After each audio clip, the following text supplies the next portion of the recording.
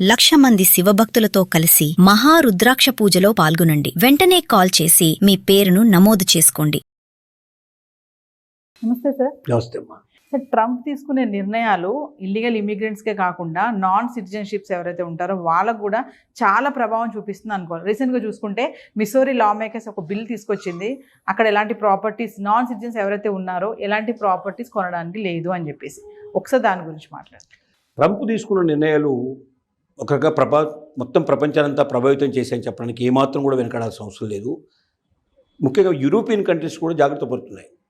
తొందరలోనే bill pass చేసే ప్రయత్నాలు జరుగుతున్నాయి. ఈవెన్ మీరు లండన్లో కూడా, ఇంగ్లాండ్లో కూడా కొత్త చట్టాలు తీసుకొచ్చే ఆలోచనలో ఉన్నారు. అంటే వీలైనంత వరకు భారతీయుల్ని లేదా ఇతర దేశాల వాళ్ళని తమ దేశం లోపల ఆధిపత్యం చెలాయించే ప్రయత్నం కానీ, తమ దేశంలో ఇక్కడి వాళ్ళుగా మారిపోవడానికి, ఇక్కడ రెసిడెంట్స్గా మారిపోవడానికి కానీ అవకాశాలు ఎక్కువ కల్పించడం వల్ల తమ దేశస్తులు బలహీనపడతారేమో అనేది భయం.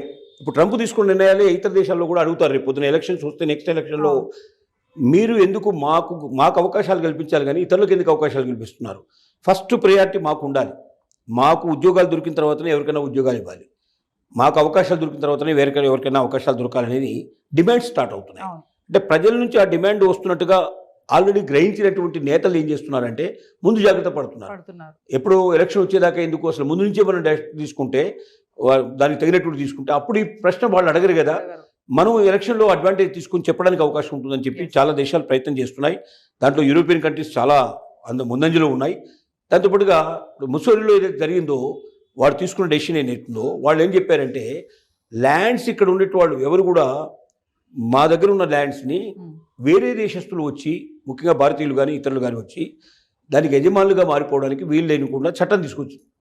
ఈ చట్టం తీసుకురావడం వల్ల ఏమైందంటే మనం అక్కడ ల్యాండ్స్ కొనడం కానీ లేదా ల్యాండ్స్ అమ్మడం కానీ యజమానులుగా మారడానికి కానీ అవకాశం లేకుండా ఆపేశారు.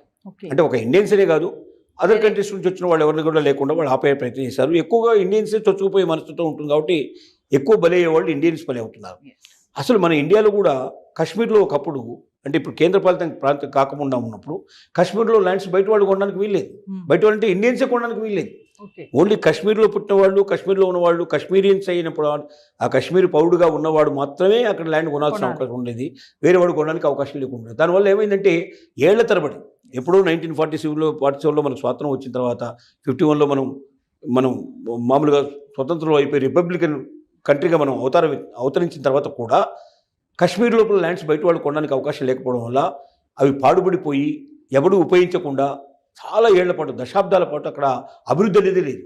అభివృద్ధి లేకపోవడం వల్ల ఏమైందంటే రోజు రోజుకు అక్కడ ఉండేటువంటి కాశ్మీర్స్లో ఒక రకమైన అసంతృప్తి పెరిగిపోవడం, మనకు అవతల వాళ్ళు వచ్చి, పాకిస్తాన్ వాళ్ళు వచ్చి అనేక రకాల ఆశలు చూపించడం, తర్వాత వాళ్ళు ఇండియన్స్కి వ్యతిరేకంగా మారిపోయి మేము ఇండియాలో ఉండం, మేము పాకిస్తాన్లో కలుస్తామని చెప్పి కొంతమంది అనడానికి అవకాశం ఏర్పడి అసలు మాకు స్వతంత్రంగా మాకు ఒక కాశ్మీర్ అనేది దేశంగా ఉండాలి, మేము భారతదేశంలో అంతర్భాగంగా ఉండమని చెప్పి ఎదిరించినటువంటి పరిస్థితులు కూడా మనకు వచ్చాయి.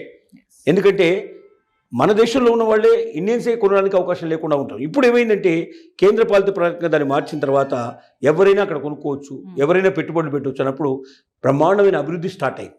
అక్కడ ఇండస్ట్రీస్ రావడం ప్రారంభమైనాయి, అక్కడ కల్టివేషన్ బాగా ప్రారంభమైనాయి, కొత్త కొత్త పంటలు పండించే అవకాశాలు ఏర్పడ్డాయి, ఎక్కువ మందికి ఉపాధి కల్పించే అవకాశం అయింది, నిరుద్యోగం తగ్గిపోయింది.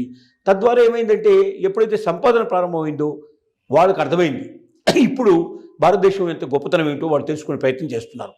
ఇలాంటిది ఇతర దేశాలు చేయడంలో ఆశ్చర్యం ఉంది. మన ఇండియాలో ఉంది. ఇంకో ట్రైబల్ ఏరియాలో ఉండే వాళ్ళకు కూడా ట్రైబల్ పీపుల్ ఉంటారు. వాళ్ళ ల్యాండ్స్ కూడా ఎవరు పడితే వాళ్ళు కొనడానికి వీల్లేదు, ట్రైబల్సే కొనాలి. దానివల్ల కూడా ట్రైబల్ డెవలప్మెంట్ అనేది లేదు. ఆ అడవుల్లో ఉండే వాళ్ళు, అడవులకు దగ్గరగా ఉండేవాళ్ళు, వాళ్ళ ల్యాండ్స్ చాలా విపరీతమైన కాస్ట్ ఉన్నప్పటికీ, బయట కనబడుతున్నప్పటికీ వాళ్ళు అమ్ముకోలేరు. కాబట్టి వాళ్ళకి ఎప్పటికీ కూడా ట్రైబల్స్కి అమ్మాల్సిన పరిస్థితి ఏర్పడుతుంది.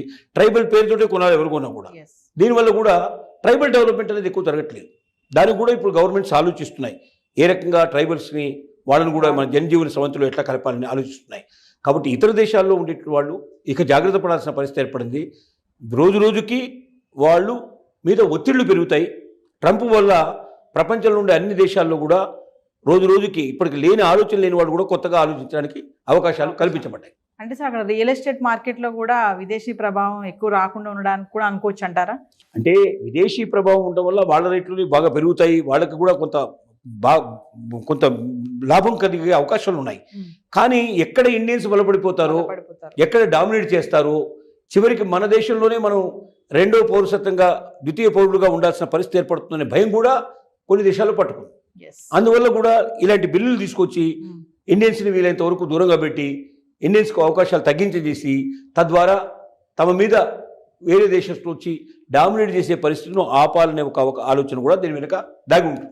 సో ఏదేమైనా ట్రంప్ తీసుకునే నిర్ణయాల వల్ల అటు అమెరికాకే కాకుండా అక్కడ ఉన్న వాళ్ళకే కాకుండా చుట్టూ ఉన్నటువంటి కంట్రీస్ ఏవైతే ఉన్నాయో వాటిపైన కూడా బాగా ప్రభావం చూపిస్తుంది అంటారా? ఖచ్చితంగా ప్రపంచంలో అన్ని దేశాల మీద ఏదో ఒక రకం ప్రభావం చూపిస్తుంది, ఖచ్చితంగా ఉంటుంది.